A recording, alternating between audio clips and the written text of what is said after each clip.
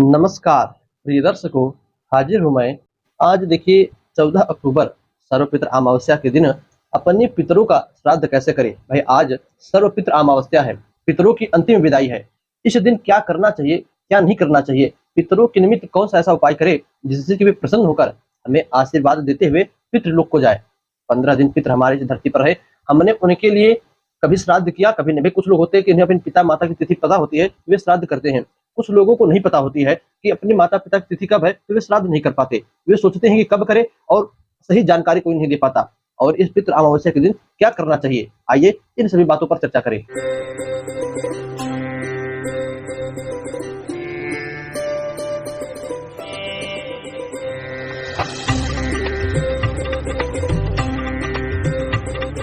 देखिए सर्वप्रथम सर्वपितृ अमावस्या एक आपके लिए बड़ा ही सुनहरा और आखिरी मौका है अपने पितरों को प्रसन्न करने के लिए। भाई 15 दिन तक यदि आपने अपने पितरों के निमित्त कुछ नहीं किया तो अभी भी एक सुनहरा मौका बचा है। 14 अक्टूबर को आप अपने पितरों के निमित्त तर्पण कीजिए, तिलांजलि कीजिए। कैसे करना है आपको वीडियो पहले बना चुका हूँ, पता चल जाएगा। आप उस अनुसार अपने पितरों का जो है पानी में तिल मिलाकर अपने पितरों को तिलांजलि दीजिए, उनके नाम से श्राद्ध कीजिए। अब श्राद्ध कैसे करें, तो किसी भी ब्राह्मण से आप संपर्क कर लीजिए, वो आपको बता देगा। चाहे आप पार्वण श्राद्ध कर लो, चाहे अपने पितरों के निमित्त आप पिंडी श्राद्ध करा लो, चाहे अपने पितरों के निमित्त आप जो है गोदान इत्यादि करा दो। भाई गया भी जा सकते हो, किंतु अब एक दिन में आप कहाँ गया जा पाओगे। तो कम से कम इन छोटे मोटे क्रियाओं को करके आप अपने पितरों का आशीर्वाद ले सकते हो।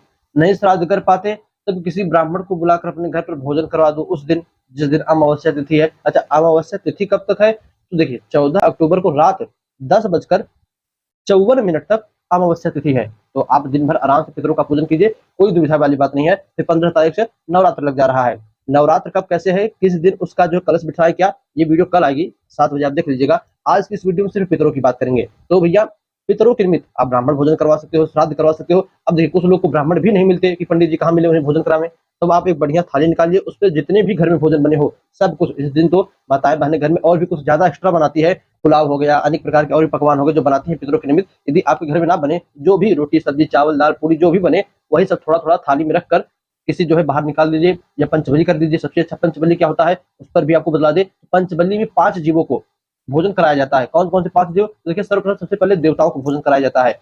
भाई पहले देवी देवता खा ले तब हमारे पितर खाएंगे। तो देवताओं के रूप में पहले मिट्टी का चूल्हा होता था, तो जब भी भोजन बनता था उसी के पास 1-2 रोटी रख दी जाती थी। अब तो मिट्टी का चूल्हा है नहीं, तो या तो आप किसी मंदिर में उस थाली को दे दीजिए भोजन का, अथवा गाय को खिला दीजिए।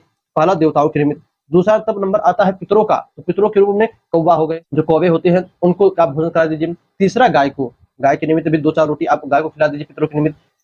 चौथा जो है आपने कहीं पेड़ इत्यादि लगाया हो तो उसके नीचे चींटियां, भाई पेड़ के नीचे ठंडक रहता है, वहां पर चींटियां हमेशा बनी रहती है, तो चींटियों के नाम से भोजन पितरों के लिए, चींटियों को भोजन डाल दीजिए। पांचवा जो है कुत्ते को, जिसे स्वार कहा गया है, कुत्ते को भोजन डाल दीजिए, इससे भी पितृ प्रसन्न होते हैं। इस प्रकार से पंचबलि करके आप अपने पितरों को प्रसन्न कर सकते हो। पंचबलि करने के बाद आप स्वयं भोजन कीजिए, अपने परिवार वालों को भोजन कराइए।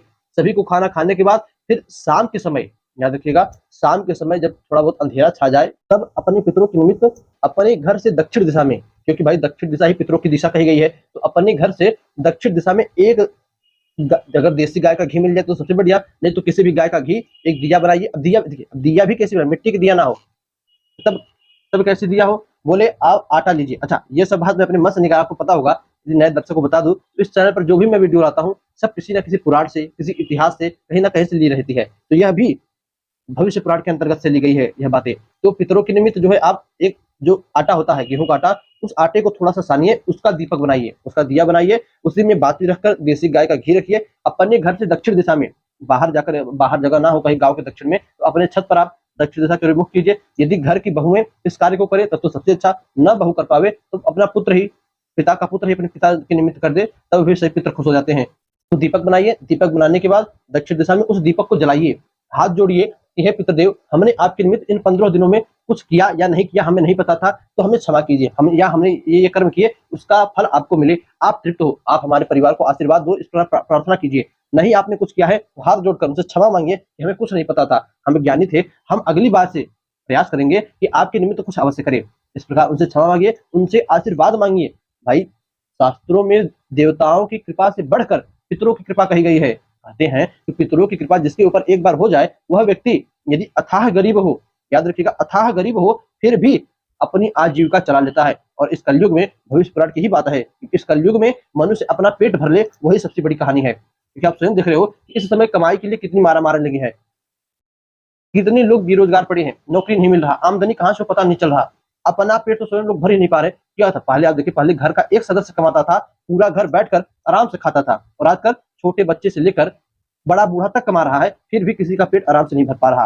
कितनी पैसे की चाह हो गई, कितनी जो है महंगाई बढ़ गई। प्रिय दर्शकों, ये सब पितरों की दोष के पितृ दोष के कारण ही है। अब कुछ लोगों के मन में प्रश्न आएगा, क्या पूरे देश में पितृ दोष है? तो देखिए, आप देश छोड़िए, आप स्वयं जांचिए अपने आप को कि आपने अपने पितरों के निमित्त कितना पूजन किया, आपने अपने पितरों को कितना पिंडदान दिया। तो भाई जब आपकी यही सोच है, तब अन्य लोगों की तो कुछ लोग तो मानते ही नहीं, और जो लोग मानते हैं वे साल 2 साल में एक बार पितरों की पूजा करते हैं।